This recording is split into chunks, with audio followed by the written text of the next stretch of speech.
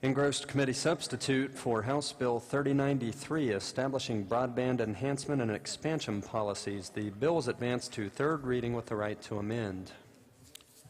Are there amendments to the bill? Yes, sir. The Committee on Government Organization moved to amend the bill by striking out everything The after senior the senator enactment. from the 15th. Thank you, Mr. President. I request unanimous consent to explain the amendment in lieu of having it read. Is there objection? Chair hears none. The senator may proceed. Mr. President, the committee amendment eliminates an article of code within the bill that makes it unlawful for Internet service providers to advertise for data solely in terms of the maximum data rate or an up-to speed. The provisions removed by the amendment would require that the providers only advertise the minimum data rate to be provided as part of any service. The amendment also inserts the provisions of Senate Bill 614 into the bill, which provides the availability of state-backed loan insurance for commercial loans used to expand broadband service to unserved and underserved areas of the state. Mr. President, I urge adoption.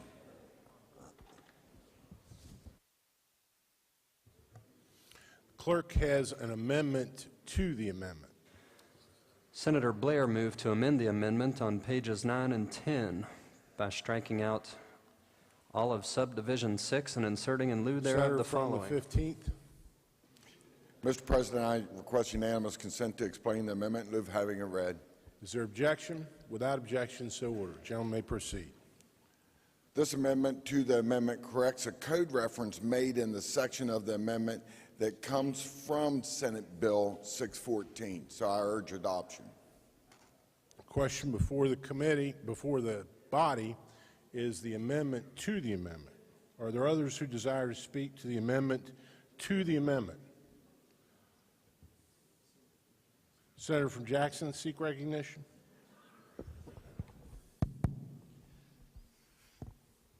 Thank you, Mr. President. Pursuant to Rule 43, I ask as to whether I request that I be excused from voting on this.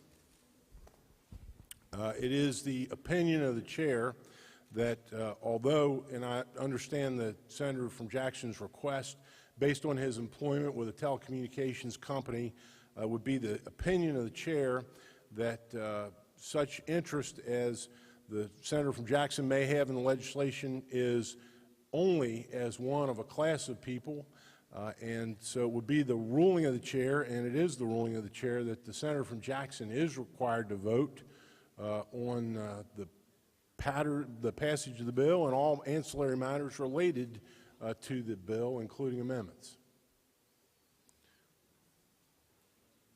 Question before the committee is, before the body, is on the adoption of the amendment to the committee amendment. Are there others who desire to speak on that question? Senior Senator from the 5th. I was asking the judiciary to yield.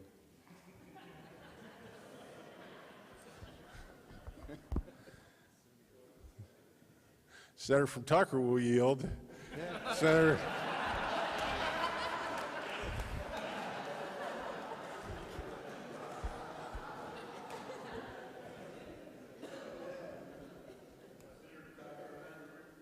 Of Rule 43, you will have to vote. Is that a question? Senator from Tucker, Same request Rule 43. I have a family that is in the fiber optic business or the internet business. Again, it would be the opinion of the chair that the interest of the senator from Tucker on a bill relating to broadband and internet services generally is remote. It would be a family member, and so the senator from Tucker, in the opinion of the chair, is a member only of a class of people who have relatives working for companies that may be involved in broadband. So it is the opinion of the chair and the ruling of the chair to be preserved in the journal that Tucker is required to vote on this amendment, on passage of the bill, and on all ancillary amendments or matters relating to the bill and its passage. All right. Thank you. Further discussion on the amendment to the committee amendment. If not, we'll call the question. All in favor of the amendment to the amendment, say aye. Aye. Opposed? The ayes have it. I declare the amendment to the amendment adopted. The question now before the body is the committee amendment. Are there further amendments to the committee amendment? No, sir. Further discussion on the committee amendment? Senator from the 15th wish to close debate? All in favor of the committee amendment, say aye. Aye. Opposed? The ayes have it. I declare the amendment adopted as amended.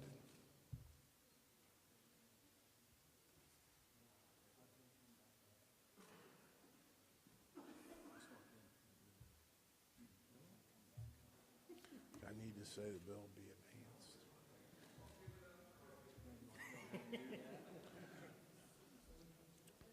In the absence of further amendments, the bill be engrossed and advanced to third reading. Clerk will, is it on third reading right there? Clerk will read the bill a third time. Engrossed committee substitute for House Bill 3093, establishing broadband enhancement and expansion policies. Third reading of the bill. Question before the Senate, shall the bill pass? The senior senator from the 15th. Thank you, Mr. President. House Bill 3093 establishes broadband enhancement and expansion policies. The bill reestablishes the existing Broadband Enhancement Council into a new chapter and grants the council additional duties and responsibilities. The council is tasked with collecting data and developing policies for the expansion of broadband access throughout the state. The council is authorized to use data to create an interactive map of the state on broadband accessibility. The bill authorizes 20 or more people to form nonprofit cooperative associations for the purposes of obtaining internet services. It provides procedures for governance of the co-ops. Co-ops formed and pursuant to the bill may not be done by a political subdivision unless it is part of a pilot project authorized through the Broadband Enhancement Council. The bill also establishes new policies and protocols for micro-trenching, which is a technique of deploying cables, including broadband networks.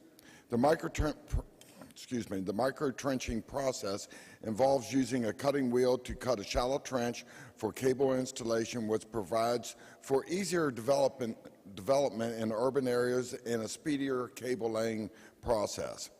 Lastly, the bill also establishes new policies and procedures for make-ready pole access. It establishes an expedited process for the application and installation of facilities placed on the existing poles. This legislation will enable and encourage the development of high-quality broadband services, which is a critical issue facing our state. Mr. President, I urge passage. Further discussion, the senator from Greenbrier. Thank you, Mr. President. I'll ask the senator yield, please. Senator yield. Senator Thanks, does sir.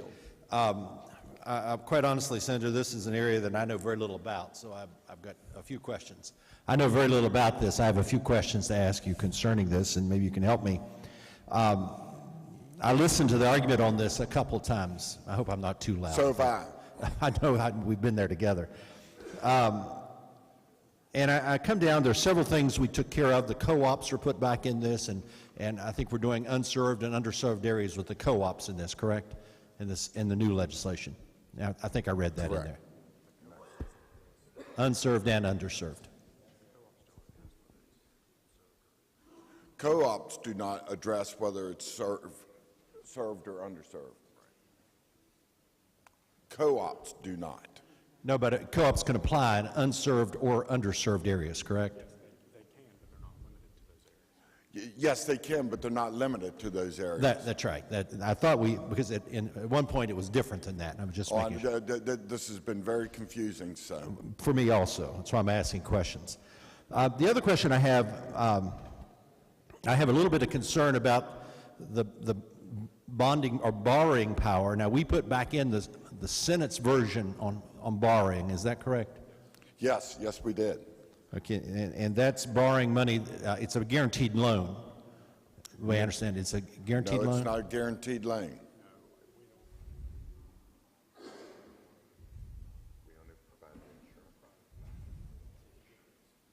We only provide the backing for the loan insurance.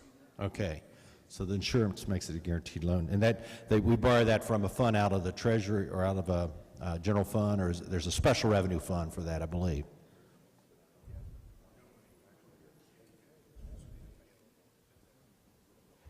Yes, but no money's actually being taken. It's only available if needed. Okay, and we're providing basically it's a bond we're guaranteeing. Is that what we're guaranteeing? A bond to cover this? That's what I'm confused in this area. Is it a bond we're doing?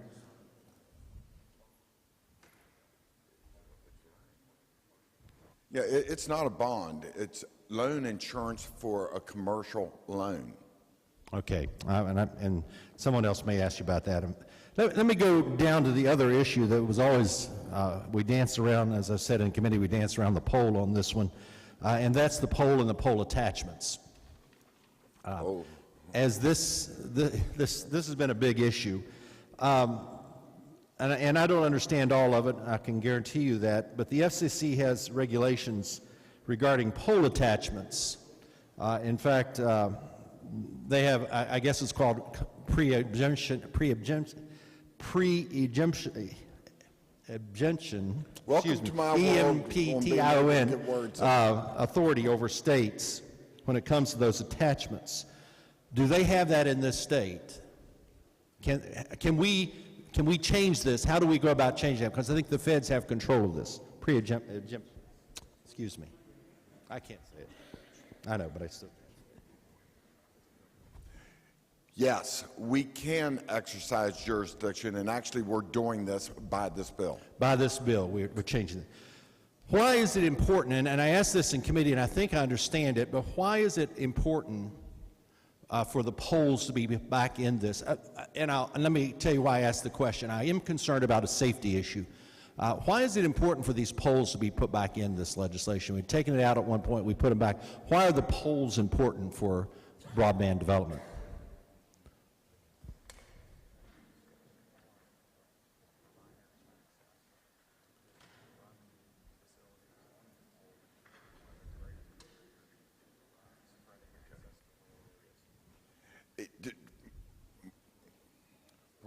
It's for providing access to smaller carriers, and that's their greatest barrier that they actually have. But so by doing this, it makes it so that the small carriers, new startups, or whatever it may be, can actually have an easier opportunity to have access to the poles to be able to string fiber or cable. And the poles are owned by certain, power company owns some of those poles, telephone companies own those poles, cable companies own those poles. Absolutely.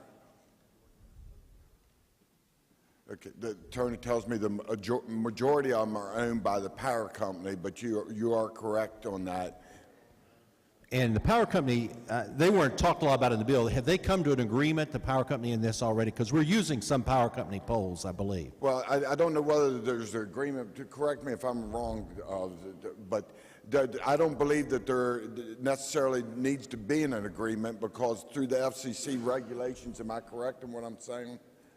The procedures on how to go by doing this are already in place and used by the industry already. So they would have to comply with that. In the same way, for if there's a new startup here, it's my understanding as well that the people that are stringing the new fiber or new cable onto the poles, they would actually have to meet the same criteria and qualifications for those contractors to be able to do it. So safety, I believe, doesn't become as much of an issue, because these are people that are actually qualified or been trained to do this. Okay. Preemption, I get the word right. I will think about it in a second. It takes me a while to run through my head. You know, I can say disposition now, too. What happens if let's say, Billy Jack Cable Company decides to run cable or internet to a community, and I go, and maybe we don't need to get in the weeds this far, but What's the process? If I want to run it on a pole, whoever owns the pole, I have to get permission? Do I have to pay them? Is that set in code? How is that determined? They have to submit an application, and then they work out a fee arrangement. So the fee arrangements work between the companies to Correct. determine how it's done. And certain lines have to be moved, and certain poles have to be reset and that That type would be of all thing. part of it, yes. Okay. And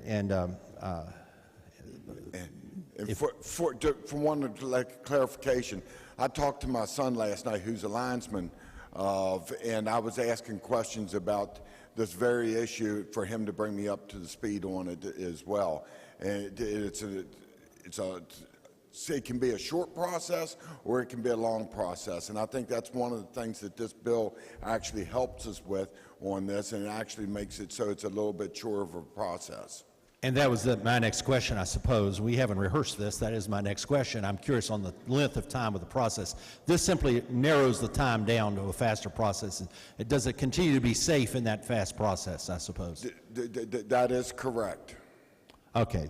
Thank you. Thank you, You're Mr. very Chairman. welcome. I'd like to just speak to the bill. I think that broadband is extremely essential to any future development in West Virginia. It's as important as any road we build. It's important any bridge we build. It's important to development of our communities. We're always talking about drug issues and jail issues. I think broadband is one of those areas as we begin to develop communities, we begin to take care of some of those problems, not because it'll solve drug problems, but because broadband enables us to increase jobs for people. It enables communities to develop better qualities of life. I think it's good for our senior citizens. We can increase telemedicine. We can increase contacts. We can increase small business development because of better broadband service. I want to make sure that we're doing this correctly. And my concern, and I'm going to vote for this piece of legislation. It's difficult. I've listened in committee. I've tried to follow this in committee. I have some issues with the FCC and their preemption clauses in this and what all of that means. I understand the FCC is beginning their own rulemaking process with this, what that means in this direction. And then I have concern over safety issues. We have people who have to go up those poles and fit those lines. We have companies who've invested money in those poles. Those poles belong to those companies. We heard the story in committee of one company that had another company that put a line on their system and did it badly after the ratio, and they had poles come down, they had wiring, a mess up on everybody concerned on the system, and they couldn't get any money back from the company who did it. The company went out of business. So I have a lot of concerns in that area. I think that we have to be very careful here. We're taking another person's property and using it for maybe the betterment of community, but we have to be very careful with what we're doing with the poles and pole attachments. And then I'm a little bit concerned, and I don't understand it fully, which is not unusual for me sometimes, but I don't understand the borrowing aspect of this completely. That seemed to be very positive. We talked about that in economic development. I was there as I listened to that discussion, and I want to make sure that we're not indebting the state in some way that creates a bigger problem down the road for us. I think it sounds good, it sounds positive. Let's make sure that we move forward and do this correctly. And I'm hoping that's what this piece of legislation does. Thank you. Further discussion, the senator from Harrison County. Thank you. Will the gentleman yield again? Senator does yield. Don't smile. I just want to ask some questions. It'll be all right. Don't How about it? Just get close to the mic so I can hear I'm you. going to speak real loud for you, all right, Thank so you. you can hear me. Hey, Senator, this thing actually ran through judiciary, and I had some questions. I couldn't quite get my hands around it. Confirm for me my understanding. You know, a private bank's going to go out and lend one of these internet installers who install the fiber optics. They're going to lend them money to go out to some of our less serviced areas and try to build up our internet. Important issue, and I mean important goal. We need to do that. Then my understanding is if the loan gets paid off, they never come and talk to us, they don't even see us. But if one of these companies fails to pay back the loan, they will liquidate the company, and if there's anything left, they'll pay it towards the loan, and then we essentially have to pay the bank the difference. Is that correct?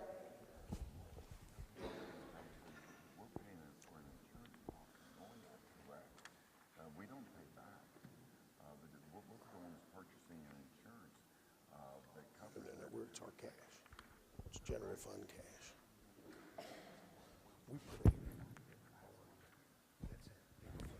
We're providing the backing as loan insurance.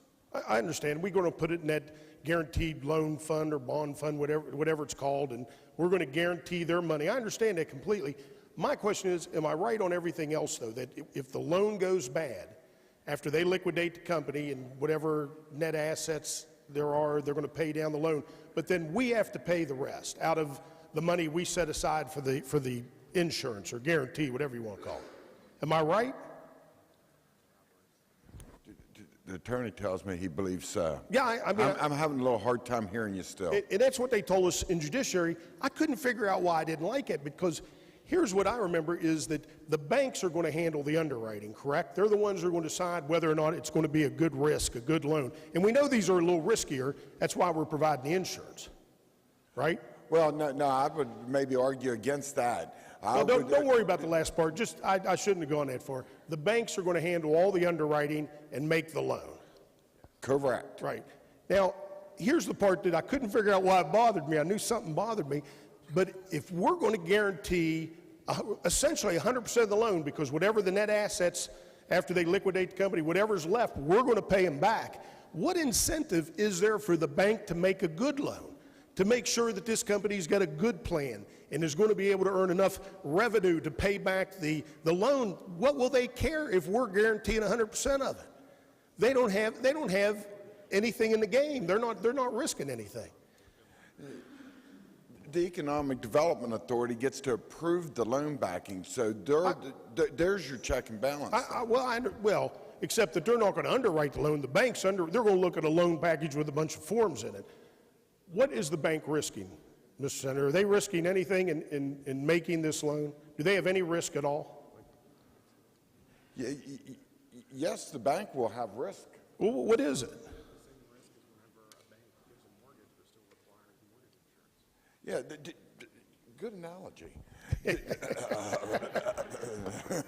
I like that one. I want one of those. Can I get one of those over here for me? You are one of those. Hey. I'm just a plumber and electrician. I'm not trying to put you on the spot. You know that. I'm just trying to figure out what risk the bank has in, what's their chip in the game. It's the same risk as what if a bank had on a mortgage insurance. It's the same exact one. Well, but there's a difference there. Somebody's got to pay the premium for mortgage insurance, and if they make bad loans, their insurance premium is going to go skyrocketing.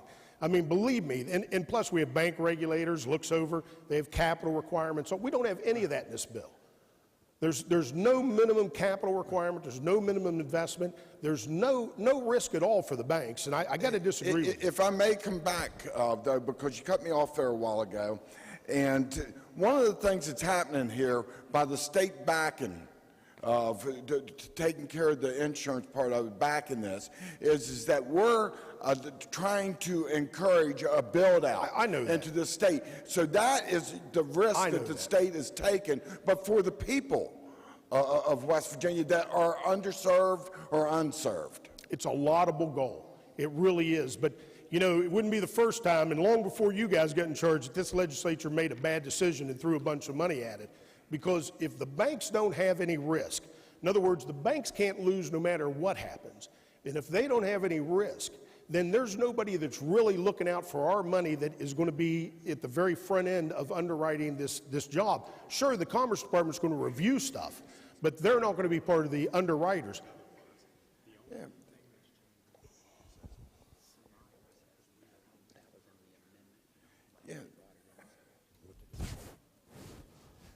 The bank risk is the same as any other loan that's out there. The only thing we're doing is, say that again. Okay, the bank risk assessment is the same.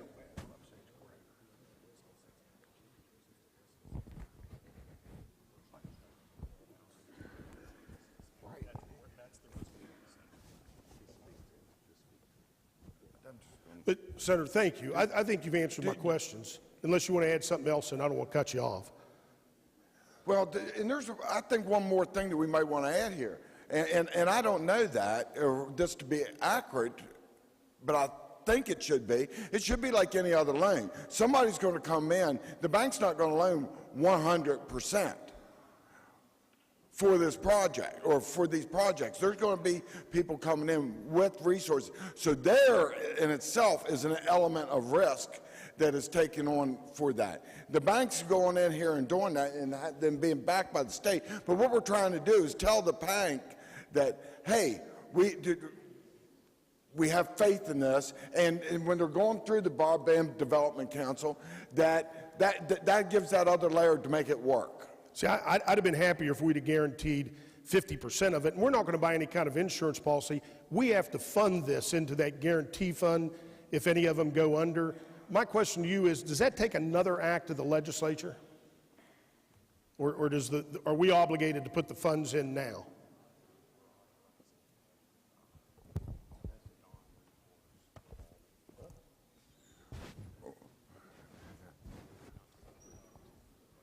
It should not take another act of the Okay, so they're automatic. Thanks, sir.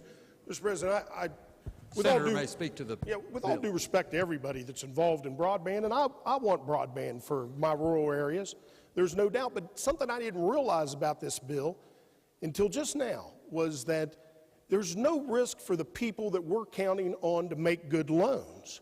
And that scares me. That scares me because if I don't have an incentive to make a good loan because I can't lose anything, you know what? I want to make the loan. I want to try to get the interest and build up my income as a bank, because that's how banks make money. They loan money and they charge interest. But here, the bank doesn't have any incentive to make sure that it's a loan that's going to get repaid. Because if it fails, then the state of West Virginia is going to step in and pay it back. You know, and if it was 75% of the loan or 50% of the loan, at least they would have some risk in the game. But I think that's a flaw in this bill. You know, if anybody wants to speak against it, maybe because I just sat here and thought of that. If I'm wrong, please stand up and tell me, but the bill concerns me, and right now I'm voting against it. Further discussion. The senator from Wetzel County. Thank you. Will the senator continue to yield? Senator from Harrison yield? No. The senator from, senior senator from the 15th yields. Thank you, sir. Mr. President, does the Department of Commerce not have the right to make legislative rules? A little closer to the microphone. I say, does the Department of Commerce not have the right to make legislative rules? Yes. Can they not make legislative rules to address this issue about underwriting that they receive from the bank? Yes. Is the fund required under any circumstances to guarantee all loans made by a bank? No. Then I would think that the Department of Commerce would have enough common sense to have rules written so that they would review the underwriting done by the bank before they would approve the guarantee. We would hope. I would hope so. And I'll say that's a yes. Pardon? I said we would hope, and that would mean that to be a yes. So I think they should write the legislative rules to cover underwriting which has been done by the banks. Correct. Okay, thank you. Further discussion. Is senator from Wayne County. Previous question. Previous question has been moved. All those in favor of moving the previous question will vote yea. Will say yea, aye. Those opposed will say no. The ayes appear to have it. The ayes do have it. The previous question has been moved. The question now is, shall the bill pass? All those in favor will vote yea. Those opposed will vote nay. The clerk will prepare the machine.